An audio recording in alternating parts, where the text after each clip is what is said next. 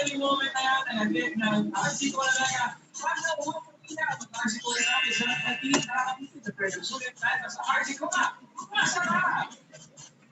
1997.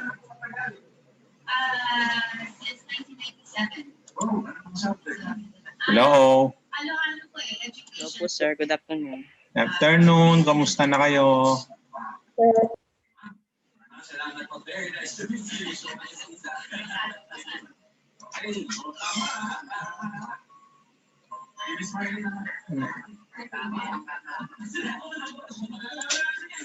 Let's wait for the others.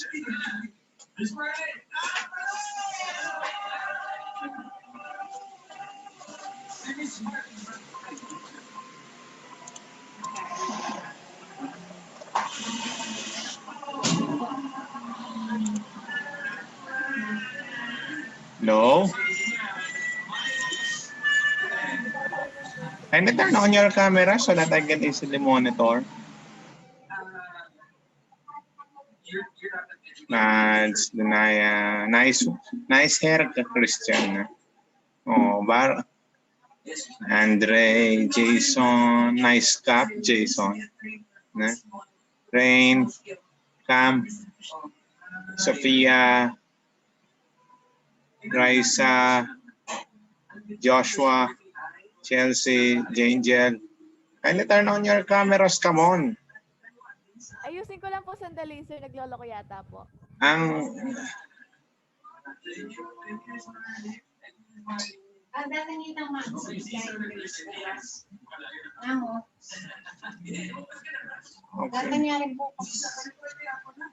Oh, where are the others? 13? Can you clearly hear me? Yes, sir. Yes, sir. All right. So just to check kasi, sorry for the delayed few minutes. I'm having technical problem kanina after our session. I will resume testing and adjusting the settings ng laptop ko. Ewan ko parating nag-update, so I need to check. Kanya nga hindi ko magana yung green screen ko, sayang, no? Anyway, Happy New Year! Happy New Year. Happy New Year po. So kamusta naman? How are you these past days after the long Christmas break?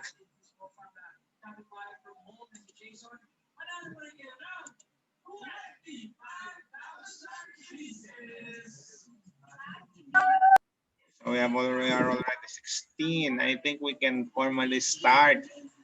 By the way, just an update, Hooke. Like what you already know, I think your advisor has told you already, we are already through with the computation of your grades. Happy to announce that many of you got line of 9 in my subject, no?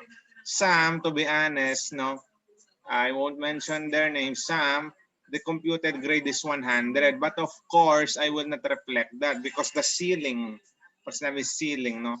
The highest grade that can be reflected talaga in practice is 98. So some of you, a lot, marami, more than 5 nakakuha ng 98 sa akin. Some line of 9. Very few may kulang, so I decided not to reflect their final grade. Another thing with the boys, I do not know what happened. Majority, siguro, no, yung iba nag-transfer na sa modular, yung iba incomplete. So yung ibang boys, they are the concerns. Nonetheless, for your section, especially for the girls, wala namang problem. So keep up the good work. In advance, congratulations. I just hope you have the same quality of performance in your other subjects. Now, we are already moving, no, for the second quarter, and we have a lot of lessons. In reality, there are only 2 competencies, 2 topics for the second quarter. That is, simply lang sila, making connections. That is, you have this text, you have this article, you must be able to connect it. What's the connection? Ano similarities? What's the differences? How are these 2 sources of information, 2 texts alike? How are they differ? No? How can you relate these two? Yun ang unang lesson. That will span for 3 weeks. Then another lesson is using literature as a means of understanding the VUCA world. Now that word, VUCA, V-U-C-A, it's an acronym. And in the succeeding weeks, you will discover that it's an acronym that stands for volatile, uncertain, complex, and ambiguous. But in spite of the ambiguous, uncertain, volatile, and hindi pabago-bago, nakakalito in Filipino, in spite of it, some values, some things must remain constant, unchanging, permanent, such as timeless principles, and these are reflected in literature. I'm giving you an overview of what to expect for the second quarter. Another thing, the literary texts, no, I like them so well. Then the Mask of the Red Death, the Happy Prince, and the last poetry that a romantic poem that we will study, The Sick Rose by William Blake. When we will try to tackle that, you need a little bit of your imagination. It's somehow a little bit erotic when you try to interpret it, knowing its historical context. Now, ganito tayo, no? So for the second quarter, ito na, you need to scale up your performance. You will have advanced readings. Kasi you have a lot of literary text. Also, another thing that I want to that I'm expecting, parating na kayong may assignment. Your assignment is simply to read and answer the exercises, the activities na siyang recitation ninyo for the next lesson. So when I give the assignment, basahin ninyo, answer the exercises, you have 1 week naman before the next meeting, then yun na recitation ninyo. For me to make sure na nagbasa kayo, and at the same time that you are ready, at the same time, pinapasagot ko, I'm requiring you yung mga assignment na advanced reading exercises in preparation for the next lesson. Answer them sa paper. Kahit anong paper, basta write your names, and then picturean nyo yon, you will upload it in your Google Classroom. That will serve as your quiz. Just mere submission of that is already 10 points. Perfect. Doon ko kukuhanan yung written ng work ninyo, 30%, which is very easy giveaway. The rest, 50%, yun na lang kailangan yung trabahoin. So, a little bit lang of advanced reading, answering on your part. No? Para lang may recitate, para lang makapag-participate tayo sa recitation. And then, mas mapalalim natin yung discussion. We can deepen up the discussion with a short amount of time as possible. Okay? So, expect, every time that we will have a lesson and discussion, automatically, I'll call you your recitation now kasi I'm expecting that you did advanced reading for the next lesson starting next week. Your recitation is also your quiz. Bigat ng konti. Kanya mag-advance reading. Kapag instead na na-satisfied with your answer, I will not give you 10, baka 8 lang o 5. Kanya if you're not reciting, expect your 30% of your grade will suffer. Kanya nasa pagiging maagap, nasa preparation ninyo. Ganito ang setup natin for the second quarter. Questions? Questions? None, sir. Submission po. None, The sir. assignment is already uploaded in your text. So let me do screen sharing. Let's start so that you can have the rest of the day. Hindi na kayo no.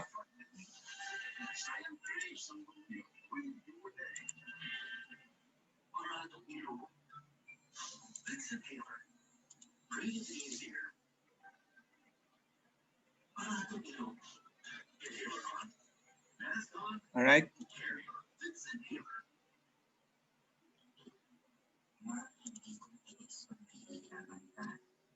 What can you see? What can you see in your screen? Kindly take a look at it. Making connections. Making connections between text. All right, making connections between text and social issues. Now, for this meeting, magiging maluwag muna ako just since it's your first time, no? give it as free away. So bonus recitation points, but starting next meeting, when I call your name, you must be ready because I want to assume na nagbasa kayo. Now, what do we mean when we say making connections? Now, let me discuss this for a while. It's a skill. It's a skill yan. It's a higher form of comprehension. When we say comprehension, understanding. How do you know that you clearly, accurately understood what you have read, what you have viewed, what you have heard? Malalaman mo na naintindihan mo yan, put it in Filipino, when you can connect it or relate it to, number one, to other texts, to other information, to your personal experience, and last one, the focus of the lesson, to social issues or problems. Let us say you read a story or you read a news article. Nagbasa ka ng kwento, nakanood to ng balita. Paano mo lalaman na talaga naintindihan mo? Madali yan. If you can easily connect it, ano yung similar information? How is the article, how is the news similar to your experience? Ano yung ka-relate, kahawig, or ka-different na iba pang problem or social issues? This is making connections. What's the purpose? If you know how to make connections, dalawang text, dalawang sources of information, one, you can compare it. You can point out the similarities. How are they alike? Paano sila magkatulad in Filipino? And how are they different? Paano sila magkaiba? If you can do that, that shows that you have a deeper understanding analysis. Also, you can evaluate. When you say evaluate, value judgment. You can say if this is right or wrong. If this is sufficient or not. If this is adequate, sapat ba or kulang. If this is lacking or not. If that is correct or wrong. That is what you mean by evaluate. And higher form of knowledge, dalawang sources of information, you can create new. You can synthesize. When we say synthesis, combining. What? Yung the ideas na nakuha mo, the two ideas that you get from two texts, you can use it to come up with a new information. Example, sa mga inventors, sa mga programmers, sa mga scientists, they read, no, or they watch process on how to make this.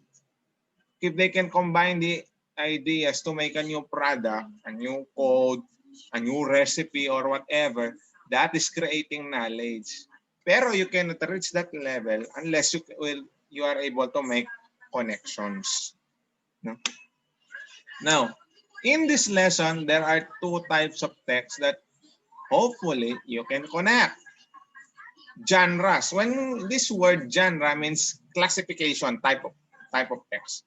First one, journalistic, from the word journal. Kindly read the definition. Riza, kindly read the definition for us. Go. Are generally written to inform by providing facts about the topic. You can usually find them in a newspaper in the form of news articles, feature articles, and editorials. Since they are based on facts, they are considered non-fiction. From the definition, what examples of sources of information, reading materials can you give? Give example of journalistic type of text. Give example. Anyone? Bigay nga kayo, kindly give an example of journalistic type of text. Use the raise hand option or function of Zoom. O Karil? Newspaper po. Newspaper, pinakasikat. What else? Mads? Yun po sa mga online platforms, yung mga online parang news Okay, platforms. correct. Journal came from the word diurnal, which means daily. Araw-araw. What are the things that happens daily that you read? Obviously, the news, balita. Because especially if the news is of great importance, it concerns everyone. Like the vaccine, like the economy, etc. Now, editorials are opinions, pananaw, individual opinions about the news din. And since nakabatay sila, they are based on news, kanya araw-araw na sila, they're considered journalistic type of text. In short, since also these are news, they are factual, real. Hindi sila invento, gawa-gawa. No? They are non-fiction. So, basta journal, kanyang campus journalism, tandaan nyo lang, newspapers. Now, question. Question, give your opinion. Journals, no? News. How about diaries? I don't know if some of you are still writing diaries. Dear diary. Today, blah, blah, blah, blah. Can you consider them journalistic type of text? Can you consider them? Do they qualify Yes, based on the definition? Yes or no, and why? Anyone for 10 points. Diary, I don't know if you're still writing diaries. No? Aside from Mads and Karel, want to hear from ano? Christian Esguerra, how about diaries? Pwede po rin po siya maging part ng ganun din po. Kasi po, dialagay niyo po doon yung mga nangyayari at mga nangyayari sa buhay mo at mga sikreto. What if what I put in the diary is like this? Dear diary, how I wish today I met my special someone. However, my special someone, my bebe, is ignoring me. I just dreamt. But in reality, what the person wrote in his diary is just a wishful thinking. It did not happen. Hanggang sana lang, sana all. Hindi naman nangyari, pero sinulat niya. Can you still consider it as a journalistic type of text? No, sir. Why? Kasi hindi naman po siya nangyari. Dapat yung mga sinusulat lang is dapat yung mga nangyari na sa'yo. Let's go back to editorials. Are the point of views? Thank you, Christian. Other student naman. Are the point of views, ideas, written in an editorial?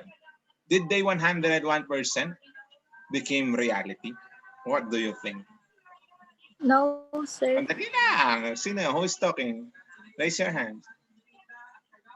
Who wants to answer? Aside from Christian, Mads, and Karil. Raisa, sige. Oh. Hindi po, sir. Right. Kasi sariling opinion po nila yan. Sariling opinion. Kaya nga. Now, what I'm trying to point out here, listen. It does not mean that they did not happen 101%. As long as there is a greater, tandaan niyo to, greater, hindi lang basta basis, greater basis on reality, on the daily events, no? Still, you can consider it journalistic type of text. Look at feature articles, yung sa mga magazines. Journalistic pa rin yan. Doesn't necessarily mean na nangyari talaga yung mga stories, yung mga trivias doon. But still, no, they have greater, malawak na basis sa reality. Another instances, not necessarily naman na daily. Magazines ba, they printed daily? No. Depende sa issue, depende sa edition. Monthly, weekly. There is a regular time interval. What I'm trying to point out here, baka kasi you're limiting your concept of journalistic type of text to news. No. As long as they are based on reality, there are elements of facts, not necessarily daily, 101% they happen, but they are issued on a regular basis, regular time interval, weekly, monthly, usually. Like, you can still consider them as journalistic type of text. Look at the editorial. Bakit ko na sinabi? Yes, it is opinionated. Pero ang binibigyan ng opinion, kung saan nakapokus yung opinion, tungkol pa rin dun sa balitang nangyari. Naka-anchored pa rin, it is anchored on some reality. That is my main point. Your going back to my example diary, your wishful thinking is still based on a reality. And what is that reality?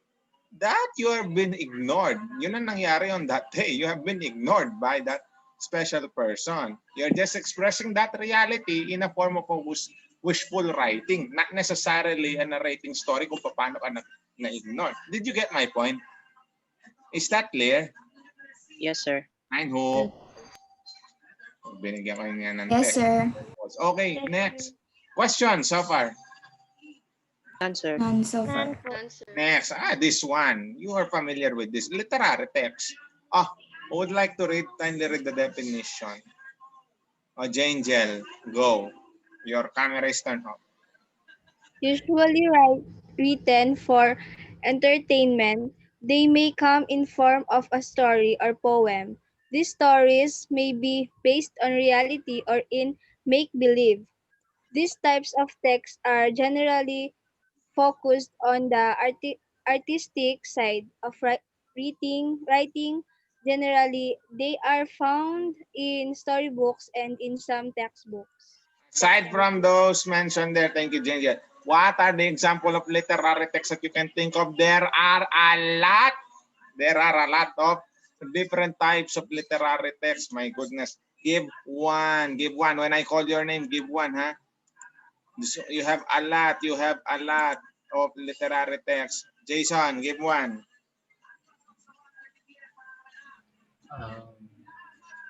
Wait, What? storybooks, sir. Aside from the written there, stories are one. Aside from that, you have forgotten already your literary genres. Ano pa? Different types of literary text. You have a lot. Based on Poetry, sir. Huh? Poetry. Or correct. What else? Danaya. Fictional novels po. What? Mga novels. Novels. Correct. Chelsea. Myth. Myths. Oh. What else? Andre. Andre Justin Salunga. Fabula. In English. Fables. Correct. Oh, Luna. Article po about academic journals. Kasama po ba yan? Dali lang. Article about academic. That doesn't qualify. Unless it's an essay. Sige, to a lesser degree. Pero usually kasi literary text, they can be real, they can be not. No, pero strictly kasi yung mga articles sa journal, kasi nabanggit mo journal, what's on my mind. Yung mga research journal na ginagamit ng mga ano. Pero simple it can be. Sige. Karil. Example of literary text. Comic books, sir. Comic books. Your animes, even your mangas. Kahit online yan, kahit printed, it's still Joshua David, example. Another example.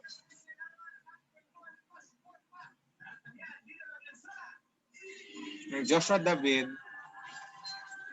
I think, yes. Novel siya. Oh, yes, correct. Sophia.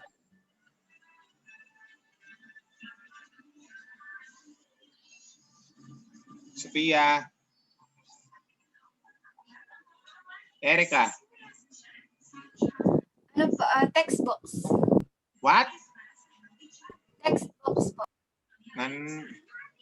Textbooks like your textbooks, they are mixed. Sige, partly. In a lesser degree. Okay. Walang nag-mention. How about poems? Tula? Songs? No? Nasa example. These are also literary texts. Now, primarily they are meant for entertainment. No? Para malibang kayo. Kanya common stories. No? You want an example of proof how stories for entertainment, gossips, chismes, rumors about your celebrity stars. Now, they can be real or not, but even though they are fiction, still they are grounded on reality. But not necessarily the names, the details are true. And then generally, found in some source, etc. The skill that we want to focus here, nagbasa ka ng journalistic article in the form of a news, can you connect that with a similar story, no, or a poem that you read, literary text? So two different genres, journalistic and literary, pero can you connect them? Can you point out any similarities nila? Can you discuss what are their differences? Can you say what are the ideas that you found in both texts? That is the skill here. Let's have an example. Look at this. All hands on deck toward a safe new normal for the Philippines. This is a news article. Look at the source. Philippine Daily Inquirer. This is a newspaper. So this is just very short. May I ask someone to read the article for us? Rain, kindly read for us. Doon po sa if there, sir. If there's one thing that people miss the most during the quarantines Excuse imposed me. due. Sorry, Rain. Can you clearly... Guys, I just want to say, can you clearly hear her? Naririnig niyo ba siya? Baka yung Mahina audio po, may sir. problem. Mahina po. Medyo Mahina. mahina po yung boses mo, sir. Mahina. Rain, can you speak? Oh, yung microphone mo, kindly. Ano? Again, sige. If there's one thing that people miss the most during the Mahina. quarantines imposed. Sorry, Rain, mahina. Nel, just get back at it. Anyone volunteer yung malakas yung mic, ano? So that we can clearly hear. Oh, Karel, sige. Let's see if your microphone is... Anyway, read lang naman. Is loud and clear. Go.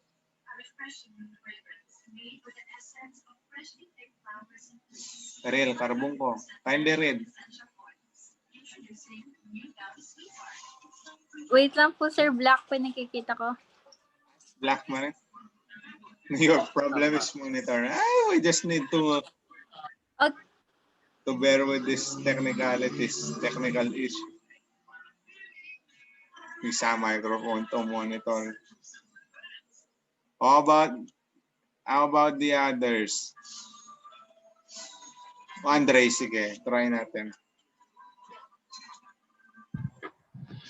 If there's one thing that people miss the most during the quarantines imposed due to COVID-19, it is a physical connection. The streets are now mostly devoid of children playing after school. Churches are empty of parishioners kneeling elbow to elbow during Mass. With classroom learning suspended, schools are deprived of the sound of the students' squeals of laughter. Corporate boardrooms are eerily quiet without the brainstorming sessions of the employees. Bars no longer cater to friends sharing their Friday night to bots. Special family occasions are not as joyous when not everyone is in attendance. The most heartbreaking to our homes where parents serving at the front line cannot give their small children a hug. After more than 100 days of quarantine, the country is now slowly easing quarantine restrictions. However, no one should celebrate just yet, as long as invisible enemies still around and no cure or vaccine against it is available. People must learn to adjust to what we call the new normal. Right. And thank you, Andre. This is a journalistic article. It's a news article. So this is the first one. Now, two questions lang before we move. Basically, what's the main idea of the article? What are the issues? What is the message of the article? Anyone? What's the message of the article? The article is all about what? What is it about? COVID-19 po. Mad, sige. Yung po mga changes and experiences natin during this quarantine and pandemic. Thank you. Now, that's the first article. Let's take a look at this one naman. This one is a literary article. Kanina, news, journalistic. This one, literary article in the form of a poem. So just read. No? Tuloy-tuloy lang yan. First part, then second part. I would like to read. Okay, Karel, this time go. Sige, kindly read. What are the issues in the literary article? The New Normal by Shady Brady. All of our kids have been expelled from school. Social distancing is the new We are being rule. reminded 10 minutes left. So after this, if we will be cut, just enter, huh? Or go. Social distancing is the new rule. If I try to reach the beach, the police issue me a situation. Crazy people coughing in the grocery store. No mask, not following the one-way arrows on the floor. The whole world is on lockdown. Some folks got stuck on permanent vacation. Police with bullhorns in the street, yelling, "Stay confined in your home." The president ordering the production of contaminated meat. Yum yum gotta me gotta get me some. Drive-through banking and disease test. All of the casinos and churches shut down. Looks like both God and the devil has left town. The unthinkable has manifest and all the hotels are closed to guests. Restaurants all delivering curbside. No tavern can let you inside. Actors, musicians, professional athletes furloughed their $1 million contracts on hold. Okay, the last part, continue. The essential workers keeping us alive day to day, the Marriott workers, burger flippers, and grocery store clerks, the unsung heroes of minimum pay, 30 million Americans on the dole. So far, we're at 63,000 US death toll. Welcome to the new normal. Not to sound flippant or overtly informal, but with the world in massive upheaval, I think there's one observation that we cannot miss. Perhaps Jesus, Kalki, Melech, Hames, Hames, Messiah, Soshayant, and Madi are all on the way. And man, are they pissed? These are religious deities, figures. Now, you have listened and read to two different articles reading text. The first one, it's a picture article, journalistic. The second one is a literary poem. Both. This is now the main skill, make connections. No? What are the differences? The ideas na unique lang doon sa picture article. What are the ideas that are unique to the poem? But most importantly, what are their similarities? You can see this in a Venn diagram. They are overlapping. Their similarities shows their connection. If you can point out how are the two related by their similarities and difference, then you have truly understood. You have truly understood, you're able to enrich what you have gained. Yun ang pinaka-importante. Because one way to deepen and master your learning is to connect it and to apply it to other field. Unless hindi mo makonekta yan, hindi mo ma-relate, ibig sabihin, hindi mo naintindihan yan. Dahil nga, very crucial skill ang pag-make connections. No? Take for instance, historical events, biblical events, different books, your Bible, 7:3. No? If you cannot take it as a unified whole, if hindi mapag-connect-connecta, patay ka. Or economic events. No? If you do not know the cause and effect relationship of economic decisions, factors of the key players, hindi mo mapag-make connection sa mga report, yung mga pronouncements nila, you cannot plan strategically kung businessman ka, etc. So, I'm telling you the wider, malawakang application of the skill. But it starts, ang pinaka-pundasyon yan, the foundation, is two simple articles. You should know how to pick up the similarities and point out the differences. Now, we'll stop for a while, exit tayo, and then we enter again. Then I'll give you a few minutes. Give one similarities na lang, similarities of these two articles. That's the easy. So, out muna tayo and then we go back. Okay? 1, 2, 3,